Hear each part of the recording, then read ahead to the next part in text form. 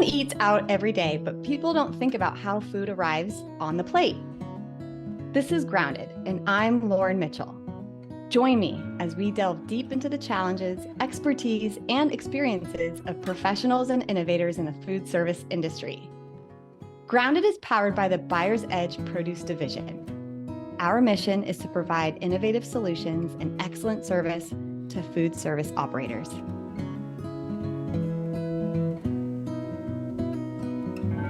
All right, listeners, I'm very excited to bring back Rob Bongi on, who's our Director of Grower Development here at the Buyer's Edge Fresh Division.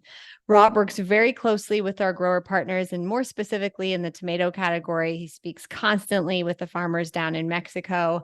He's got his pulse on what's been happening down in Guatemala, and I thought I would bring him on to just discuss a little bit about what caused it and how we're impacted up here in the States. Thanks, Rob, for jumping back on. Hey, Lauren, thanks for having me back. Yeah, there's been a lot of political unrest over the last 10 days down in Guatemala, and it's impacting their exporting to the United States and around the world, particularly on fresh and perishable items. You know, there's been, we've put out some alerts regarding green, like French beans, haricot vert beans, baby peeled carrots with tops. It's also impacting the plantain and the conventional banana markets. There are some organic bananas coming from there. And it's not that there's not a lack of supply, just with all these protests and the roadblocks set, it causes logistical and harvesting nightmares for the farmers down there. They can't get their product to the port, put it on the vessel and get it here.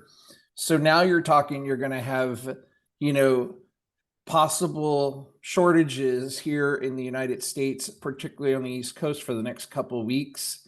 And it's going to take at least 2 or 3 weeks because you have all that backlog and lag time with vessels coming to the United States. So we could see, potential shortages if this thing's prolonged, go into, weeks before Thanksgiving. So it's definitely interesting. We're keeping an eye on it, feeling the pulse of what's going on. We're talking to our shippers every day and our growers down there to see when this thing will have some relief. All right. So you mentioned bananas, haricot verts, and baby peeled carrots, correct? Yeah. Just some of those are the core items that are really impacted. Plantains are really big. I mean, they do a lot of plantains down there. And so the unrest has made it a challenge for ships to get out, essentially? Yes. Between the blockages on the roads, getting that product to the port on time, vessels aren't sitting around waiting. They're heading out to sea and bringing product that's on there. I actually, over the last 4 days, I don't think they loaded anything in any of the ports down there because there's been so much protesting going on. So it's been challenging. Okay, Rob, thanks for that. And then what about blueberries? I'm hearing some noise about blueberries, and it's definitely a common item for not only those in food service, but on the retail level as well. So I want to make sure we hit on that too. What can you tell us about blueberries? Yeah, as you know, I mean, a lot of the major growing regions we usually pull from this time of year have been infected by weather. And then the domestic crop, really ended abruptly. And that was a combination of weather events, rain and extreme heat. So, we're still dealing with that. We haven't transitioned anywhere that we can really get any sort of significant volume. So you're seeing it affect not only the food service category, but the retail category. You're seeing record high prices on the FOB side of the business, and you're seeing record high retail prices. And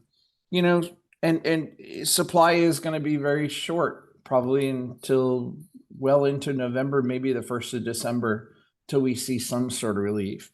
I honestly don't think you'll see a major drop in pricing or any major increase in supply, not until through the holidays. You got to consider that as well when you're looking at something like this where there's an interruption in supply. We're coming into the holidays. You're going to see a lot of holiday time where farms are closed. They're not harvesting because people went home for Christmas or Thanksgiving. So you have to take that into consideration as well. So this thing could drag out well into December, maybe even right before New Year's, but it's definitely an issue. I consider blueberries more of a February fruit anyways. So I think we'll be good. No, I'm just kidding. Thank you very much for that update. And of course, if you heard something here you want to hear more about, feel free to access our market report, which will be included in the show notes, or reach out to Rob Bongi here personally on LinkedIn, and he can answer any questions that you have. Thanks again, Rob.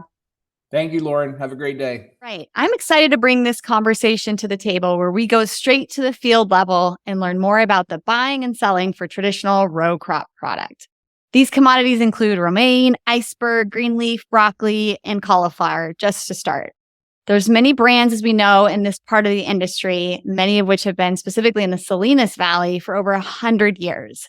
Take your Church Brothers, Taylor Farms, Dirigo, to name a few. But today, our guest has over 20 years of experience in working with commodities for family-owned grower businesses. And over the course of his career, he has helped in connecting and developing customer relationships, educating customers through his famous in the field videos, and has a long-standing passion just for the produce industry. Previously, he's worked as the Senior Director of Food Service at Mann Packing, procurement specialist at Proact, and sales for both Taylor Farms and Dole Vegetable. He's recognized and appreciated for his very fun and creative attitude, wearing an American flag business suit in the fields of Salinas Valley. I think you may know who I'm talking about. Today, Gabe Romero joins us. Thank you, Gabe. Welcome to the show. Thank you very much. It's an honor and a pleasure to do one of these on the opposite side of things, where I'm being interviewed versus doing the opposite side where you sit, so it's fun. It's very educating for sure. So for those that may not have caught a video, I want to kind of dive a little bit deeper right there. So you're in the produce business, yet you've kind of taken this informative education approach through video, actually going into the field to educate those on what we're seeing in the fields. And that's important when we're talking about produce and pricing and contract fluctuations to kind of get ground level. So where did that, inspiration develop? Was it just based on a need you saw in the industry, or perhaps a position that was handed to you? Kind of tell us a little bit more about that. So kind of the vision that I had was educating customers, because emails and pictures only go so far. And I was scouring, every single food service company, from Cisco to US Food Service to Marcon, to all the videos that were going out were more typical start of the mill where you use your iPhone. And I wanted to bring something to scale on an education field level purpose of the going into the field and having an opportunity to give the customer insight on what is happening currently. So that's what created the Source Live with Proact. So once I went with the field level in interviewing customers and understanding, the shipper levels and what goes on with harvesting, it was just a better way to communicate with customers on the long term and also the short term on what's going on currently right now with crops and weather and everything else. Love it. I want to go through a little exercise just about a box of produce in general to start. So we'll have a lot of questions that do occur where you're at, which is kind of the shipper field level. But take a restaurant, they get a box of, let's call it 24 count romaine into their cooler. Can you back up the process that just takes us all the way into the field, and what are the considerations that brings it all the way into the restaurant cooler? I mean, anything from FSQA to distribution or even planting, just based on your knowledge. Sure. On the planting side of things, obviously where we grow is very important, and how you diversify the land and also the microclimates in the Salinas Valley, as well as Yuma. So where you're planting, particularly romaine, depends on, over the course of years of many, many growers and many, many shippers, they understand where the needs are and where a product needs to go to. So for instance, there's transplants that happen quite a bit depending on the need for a transplant. But for the most part, it's seed to harvest, where we're putting the seed into the ground, where they're cultivating the ground and doing the right growing practices. So in order for that restaurant to get that box of romaine, and they open up the box and boom, there's this green head and it's full, and they can trim it down and do whatever application they're wanting to. But there is such a long process before that even happens, before it gets to the restaurant level. Yeah, that's so interesting. So even just seed in the ground to when they can actually harvest, what is that time period? So it varies right over the course of the year. It could be anywhere from 90 days to 120, depending on the season, right? as we get into winter and the fall crops right now, as we go, the seed could be in the ground for 120 days before harvest. So as you exit the Salinas Valley and you enter in where we're in particular at Nunes, we have a bridge that we utilize, and we still utilize Huron. For us, it works well. We do a better job at introducing the ground in Huron to subside and finish in Salinas earlier. So that way we're not dealing with as much of the issues that we have with INSV lately, which is, we can go into that and into a different story. But at the same time, it's typically 90 to 120 days to harvest. 90 to 120 days. And just based on some of the elements that you're saying, I hear they have to harvest sooner, which is where yield may be impacted just because of the sizing, right? But Huron, so that's an interesting point I want to bring up, because for those that, may not be familiar, lettuce is of course grown in Salinas Valley, which is in California, Northern California, for, let's say, the months of April all the way through until beginning of November. And then typically it moves to Yuma, Arizona. And that's correct for Nunes Company, where you're at, right? Correct? That's correct. So we utilize Salinas, Huron, as well as Yuma. And then on the organic side of things, we utilize Yerington, Nevada as well. Okay, great. So 3 states. So talk to us a little bit about just the cost input. So going back to our case of lettuce example, people can get accustomed to paying X price for it, and people being a restaurant owner that just wants to order it, by the case, we're talking food service. But what are some of the cost inputs that go into planting, shipping, and distributing that lettuce that could really fluctuate year over year, and really what we've seen over the last 2-3 years? Again, taking us more into the shipper ground level terms. Sure, of course. One big factor obviously is labor. Labor costs and wages are really imperative here in California. They're a little bit more stable in Arizona, so to speak. But the California minimum wage law has increased year over year for the past 5 years. And what that includes is a significant minimum wage increase so that it benefits the person that's working, right? It protects them. And then at the same time, within the produce industry, there's something called the prevailing wage. And the prevailing wage is something that is industry-wide on what we're paying our harvesters to make sure that they harvest the product. And they're also taken care of so they can, survive in the Salinas Valley, which is very, very costly to live here at the same time. So as those go into effect, that's probably a significant amount.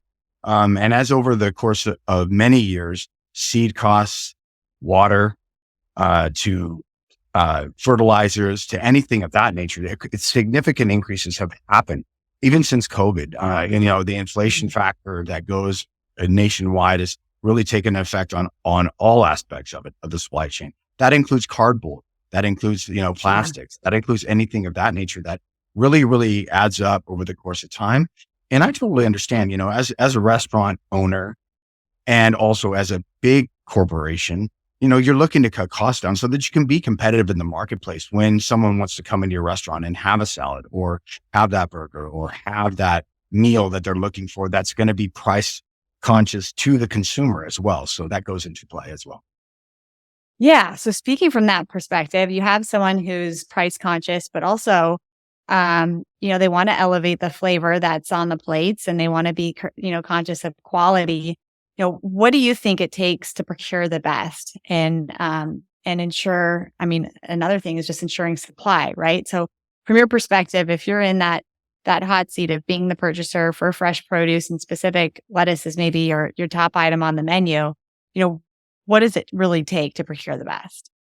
I think what it takes, one, is a relationship that you have with the grower shipper like us at Nunes. We pride ourselves in covering contracts. So that's important to, one, making sure your 365-day supplies in place. I think that's really, really important when it comes to the restaurant. So you're not out. And during these times of weather, of the INSV virus and things of that nature, it's important for the grower shipper to take care of the customer that's been in and day out. I think that as far as the relationship wise and the confidence that you have, the value, the trust factor, that's super important when you're procuring product from any supplier. Yeah, that's 100%. So I don't know if you'll be able to answer this question, but something I've always wondered is about acts of God, right? So for those unfamiliar, an act of God might be declared in the marketplace for lettuce with, like, for an example, last fall, winter with the INSV virus, and it was really devastating supply. Just like any economic principle, supply is going down, demand stays up, and prices shoot up. What is it that goes on, or is there some sort of standard benchmark or rule where all the growers kind of connect to declare it officially together? And what is the delta between those that can just declare it for themselves on their own soil?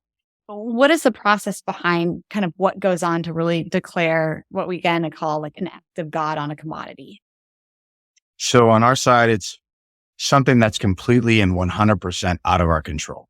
For instance, what we just went through in January and March, which was the Salinas River flooding, that is completely out of our control as far as that's concerned. The INSV virus is something that came about soil related, and it's out of our control. So I think as an industry, they utilize that word act of God. And it's the same thing I think that goes from shipper to shipper. Is something that's completely and 100% out of your control.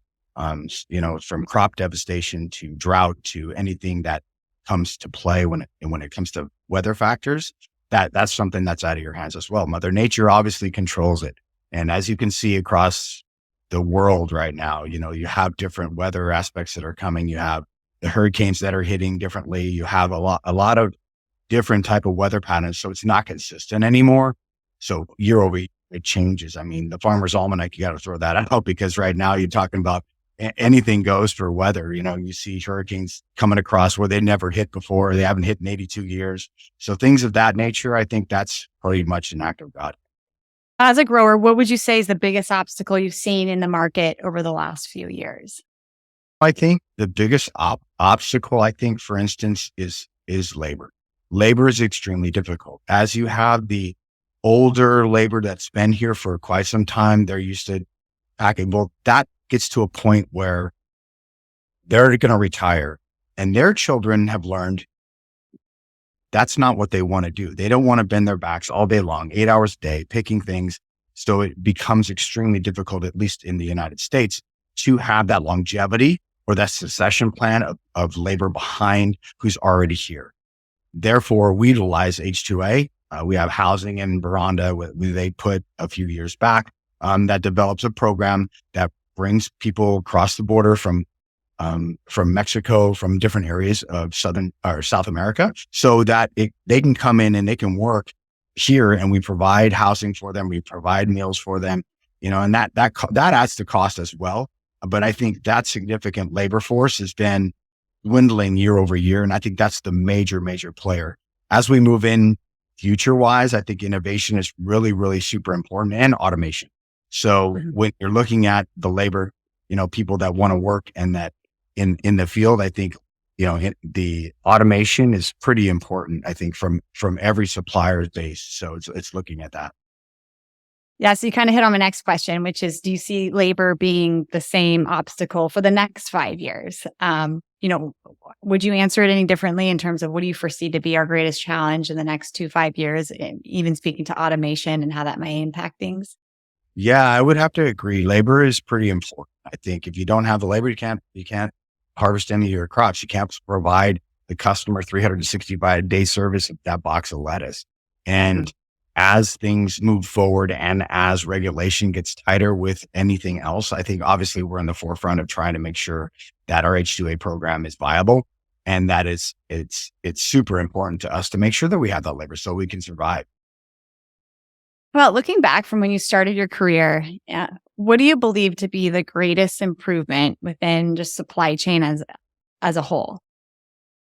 As a whole, I feel the quality assurance and FSQA and everything that's related to keeping our food safe for consumers to have the trust that they're eating the salad or eating the vegetable that is healthy for them, that's not going to make them sick. And there are going to be outbreaks. There are going to be situations where, things are handled differently. And I think what happens is we don't really know to a certain degree how far that who's handling the product, right? I mean, it goes from our shed into the truck to the distributor, onto the distributor's truck to the restaurant. Where are they putting it? Are they putting it in the right spot? Are they keeping the cold chain? I think there's a lot of things that happen. I mean, you can't control every aspect of it, and having food safety and things of that nature, I think, is the forefront, and which is an industry standard, with us as well. We pride ourselves in making sure that, you're testing the fields, you're making sure, your percentages are the right as far as pesticides are concerned. And, having that quality assurance team that goes in and checks the product when it comes in, and all of the harvesting pre-op tests that go on, it's viable to the succession and the sustainability of a program. I'm so glad you said that. I absolutely agree. FSQA is by far what I believe to be the greatest improvement, and perhaps the most important. And especially with 204 in the next 2 years, everyone is certainly focused on it. So working on the client end on my side, that's been a very common overarching question in RFPs and RFQs is, talking toward temp logs and visibility and any sort of technology and integration that can give them that, again, full visibility and traceability to what's coming in through the restaurants. So I'm just so amazed and impressed about what is out there and offered to customers now to be assured that their items can be traced back to the fields. All right, let's talk innovation. How can growers lean into the trends to drive a decision of change when you're dealing with something like a field or acreage? And I imagine there's an element of testing there, but what are you guys, where is your pulse on in terms of understanding what may be needed or desired in the marketplace for a new item? Totally understood. For us, as far as the Nunes Company, our staple is our head lettuce program, and also all of our rest of our programs in our organic program. I think the innovation part of it that Nunes has succeeded in the organic side is super important. Our ground that we teamed up with in Nevada, in Arlington, Nevada, is so viable to our operation as far as the insects are concerned and the way that we can grow ground, because it's at a higher elevation, which helps us alleviate some of the insect issues that you have down here in Salinas Valley, because it's lower and the weather changes and there's insect pressure, right? So you can't use the pesticides that you need that you can typically utilize in a conventional side of things. So Nunes has done a lot of innovation when it comes to seed varieties that they're utilizing that produce the biggest yields. And at the same time, they do the same thing on the conventional side here in the Salinas, California, diversifying their ground and making sure that they have the right growers year over year, making sure that we get together with them on a yearly basis, if not monthly, weekly. I mean, on top of that, we're always having meetings to make sure we ensure the yields are there and looking forward at what's coming up. I think our program is super important to the consumer, because, we care about that. We care about the person that's going to see the Foxy label on any, from our head lettuce to our celery to any program that we're utilizing, is super important. It's our name. It's that what we're putting out there. So we want to make sure that it's health, it's food safe, and that we continue the innovation to develop the yields that are there so that the consumer has a great product. So the Nunes Company has been around for several years, I imagine, in Salinas. And then now we've got this Foxy brand that's adjacent to it. Can you tell me just a little bit more about Nunes and how it got started and then where Foxy came into play? Sure. So it started in the 1930s with the Nunes family growing in the Salinas Valley.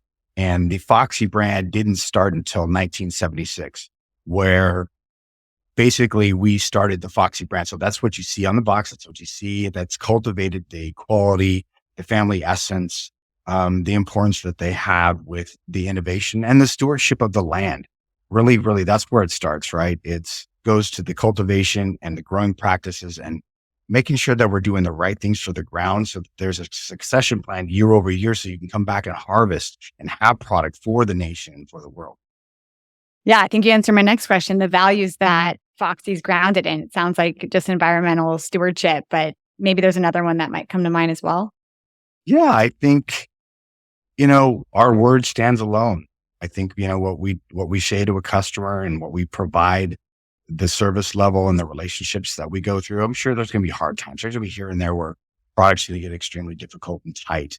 But at the same time, I think the Nunes Company really develops and prides themselves on customer relationships, delivering quality product 365 days a year, and then having fun, really having fun with the industry. Because if you're not passionate about it from the ground up, from ground to the harvesting, to the cultivation, to shipping facilities, to the sales staff, I mean, that's where it's important, right? And I think that can be felt through the phone and through the meetings that we have from all these shows that we go to. You provide that value to a customer, and that's why they keep coming back. Okay. Now, what about your specific position with the company right now? Who are those that you're normally in contact with, and for what purpose? I believe you're in sales and business development, but tell me more about what you're specifically doing. Yeah. So for the most part, it's sales. It's developing the relationships that I've had over the course of many years, on the buying side, as well as the supplier side, right? Working for Dole, working for Taylor, working for Proact, and understanding both sides. I add a little bit more value because I can understand the distributor side of things and where they're coming from and the competitiveness and the pressure that they have. So for right now, my opportunity with them is to give them an element that they haven't had before, knowing the buying side of things and being with Proact, and also starting my career at Cisco. That's where I first came out of college, and I was a buyer for them for 5 years. So I think knowing both sides of the things gives them an extra edge when it comes to the RFP season that you're talking about, and developing relationships with customers on a different level that they haven't had before when it comes to the food service side of things, and the programs that you deal with on the national accounts, and understanding what their needs are and bringing that to the table, as well as bringing the fun factor. I mean, if you don't have fun in this industry, like, it's going to kill you. It's going to drive you crazy. So, there's always those fights that you have on the phone that you want to come back to. And then in the next minute, you're calling them back up and you're kissing and hugging again. So there's these opportunities, right? And also, just to add an element of fun, I threw in, back when I started the field reports for Manpack, just an element of surprise and something that's catchy to the eye. And then, you listen to the value that you're bringing as far as the interpretation of the field report or anything of that nature. It's so good to talk to customers. It's so good to get down to their level and understand their needs. And then on top of that, we're all human. We have different lives outside of this produce thing. So it's connecting with them on that level about their families, about what they did over the weekend, anything of that nature. And, having fun and bringing culture to a sales office. I think, Mark and Johnny brought me aboard. I've known them for a long, long time, and just creating that element within the sales staff and in the office. And also that doesn't include, that also includes, the accounting side of people and what you can bring to the shipping, and also just understanding from the person that's cleaning here to the one that's loading your trucks at the load. Just really understand their story and why it's important for them to have them, because if we didn't have them, we wouldn't be able to load the trucks or do the things that we do on the accounting side. Same thing, right? And then it goes down, like, even transportation, like dealing with the truckers. They're a viable source, and we need them so badly. And just to understand that they're a human too. They're traveling across thousands of miles in a truck, driving down the road and just going all over these highways, and just, and they're really important, and they're viable for our sustainability in the long term as well. Yeah, self-advocacy is very important in today's work environment. And I've heard that that's a very special trait that you carry, is making everyone feel impactful for the job that they're doing. So I love that. I love that you touched on everyone from the driver to the teams inside the office, and just really igniting that culture as well, because we are people. So, okay. Introspection question. Take me back to mini Gabe back at California State University in Fresno. You got your Bachelor of Arts in Agricultural Business and Management, I believe. Mm-hmm. Tell me something that you learned in college back then, or even just throughout your social life and high school, college period, that's strangely relevant to what you're doing today. Work ethic. At Fresno State, I walked onto the football team, was the littlest guy on the team. I weighed 155 pounds. I walked into the football office. I said I wanted to play football, and they asked me what position I played. I said defensive back. And I walked into Rod Perry, his office, and he was a former Los Angeles Rams, played in the Super Bowl with Vince Ferragamo. And so I walked in, I sat down, and I said, "Coach, I want to play football." And from there on out, they gave me the opportunity. I didn't even have to try out. They just gave me a uniform and a locker. And so I really had to learn and drive and work extremely hard. Education came fairly easy to me, so it wasn't that difficult to balance the athletic and the academic side of things. And at the same time, I learned resilience, to never give up, to always see the good side in people, because, you never know what anybody else is going through at the same time. So it's very, important to me to connect with each person that I deal with. And then I learned a lot of that through the coaches that I had. And then I earned a full scholarship after 2 years of playing there, just by, working extremely hard. Didn't matter. I couldn't gain any weight. I worked out like crazy, lifted weights, did the things that I needed to do. And then, that work ethic and that essence basically brought probably one of the most changing times in my life is when head coach Jim Sweeney brought me into his office and said, son, we see you're been working hard. You've been doing all these things. We're going to offer you a full ride scholarship. And it floored me because I never expected that.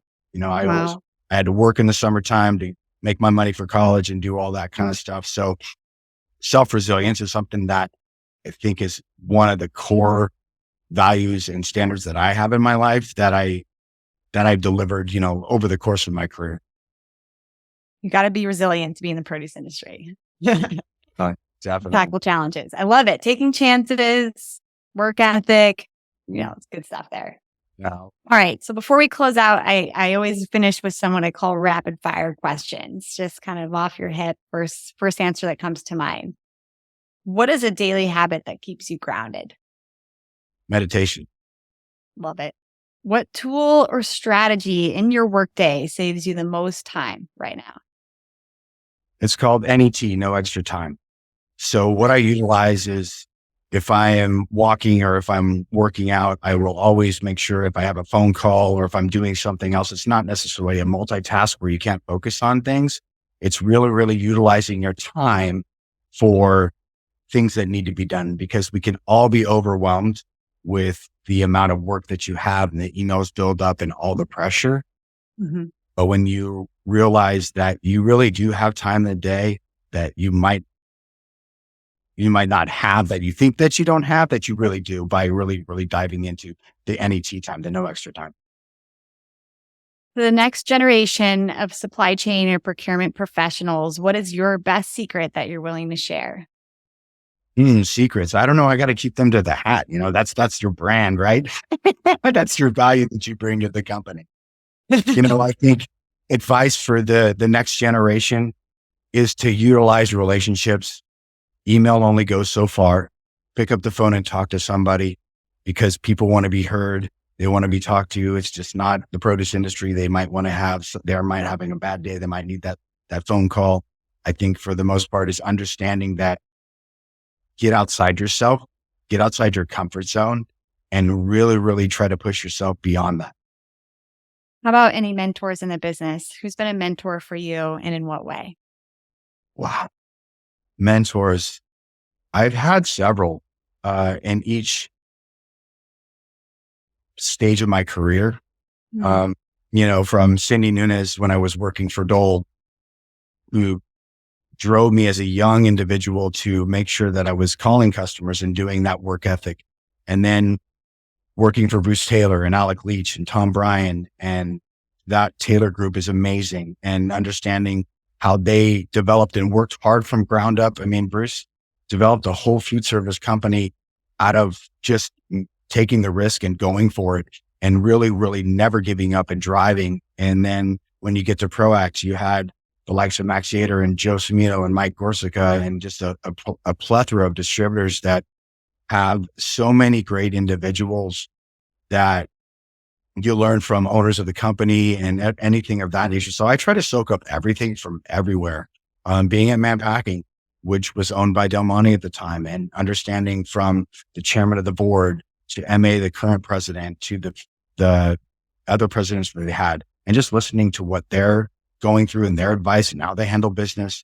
Every single piece of my career, I've made sure to really, really understand from, top up all the way down to the bottom, how things are working, how things go, and how to develop those relationships that really need and how they get through difficult times when it becomes a disaster, when it becomes extremely difficult for you to do your job. How do you get through that and how to manage yourself emotionally strength? The emotional strength is super important, right? Because a lot of us can lose our shit at times. That's where I cuss, but I mean, this industry will drive you crazy. So there's moments of time, you're going to have that earlier in your career and you learn from those things. So, mentors are extremely important. And I think I've gained, a lot of my success and a lot of my value that I bring to the table by emulating a lot of pieces of different people. Yeah. You're a bag of Skittles. You can get Right. endless supply of goodies. Yeah. I love it. Okay. So I imagine after hearing this conversation, people may have a question or want to just get to know you a little further, reach out, introduce themselves and maybe talk produce. Where can people find you? So you can find me on LinkedIn. Obviously, I'm on there as well. At the Nunes Company, you can call here anytime, 831-751-7500 and reach out to me that way. Email is on my LinkedIn as well. It should be. If not, it's gromero@foxyproduce.com. So anytime, call me anywhere. I'd love to talk produce, love to talk shop, as well as understand you as a person as well. Awesome. Gabe, you truly lived up to the reputation you have. You are fun. You are kind, very engaging. And I so appreciate the time with you today. No, thank you so much for this opportunity. Great. Awesome. Well, this has been another exciting episode of Grounded. See you next time. And that wraps up another episode. We have covered a lot of ground today. Thank you for joining. For show notes and our most updated market report, visit us at groundedthepod.com. Grounded is powered by the Buyer's Edge Produce Division. Our mission is to provide innovative solutions and excellent service to food service operators by leveraging technology, talent, and an insatiable appetite to improve.